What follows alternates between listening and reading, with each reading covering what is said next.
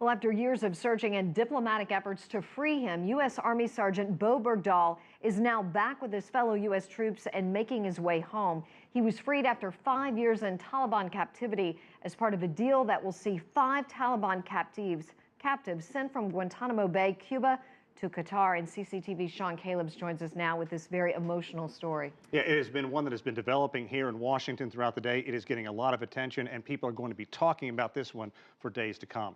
For Bowe Bergdahl's family, a day of indescribable joy. Their son, while frail from his years in captivity, will soon be transferred to a medical military facility in San Antonio, Texas, to begin his rehabilitation. It has been 4 years and 11 months being held as a prisoner of war. His parents clinging to words like proof of life. In the end, the U.S. surrendered 5 Taliban leaders for Bergdahl's freedom. For nearly 5 years, the only look we had at U.S. Army soldier Bowe Bergdahl was grainy video, well choreographed by his captors in Afghanistan. My name is Bowe Bergdahl. Bergdahl has been held captive by the Taliban since he was captured in late June of 2009 in the eastern province of Paktika, an insurgent hotbed. Release me, please. He was the sole known U.S. prisoner in Afghanistan in the United States' longest war. President Obama appeared in the Rose Garden with Bowe Bergdahl's parents, Janie and Bob. Obama saying negotiations were complex, but came together quickly. Right now, our top priority is making sure that Bowe gets the care and support that he needs and that he can be reunited with his family as soon as possible. Bergdahl's freedom came at a price.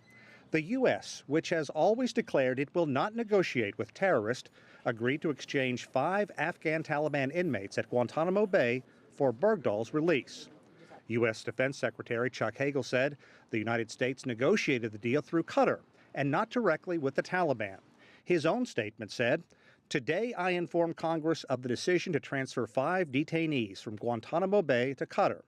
The United States has coordinated closely with Qatar to ensure that security measures are in place and national security of the United States will not be compromised." I share the skepticism that we're going to have some kind of easy peace process with the Taliban, but certainly, I mean, this is a good day for what we've been doing with the Qatari. And a good day for Bergdahl's parents.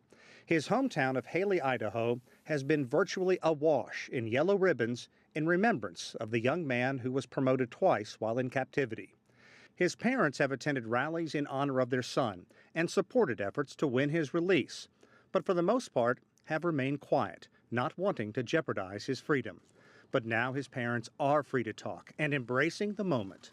I just want to say thank you to everyone who has supported Bowe. He's had a wonderful team everywhere.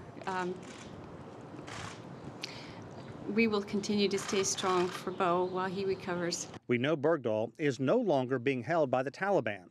He was released to U.S. Special Forces and is on his way to be reunited with his family and begin the journey of recovering from a painful 5-year ordeal. And the transfer from Taliban to U.S. troops went quickly and without incident. Once on a U.S. helicopter, Bergdahl asked for a pencil and paper to write because of the noise. He scribbled the initials SF, asking if the troops were special forces. They answered yes, saying, "We've been looking for you for a long time." At that point, Bergdahl broke down, overcome with emotion and the realization that he was truly coming home. It's a good ending. It is a great ending, Sean, but already there's a lot of chatter about, releasing a Taliban detainee in exchange for these 5 guys at Guantanamo Bay. It's got to be a hot button issue. Yeah, exactly.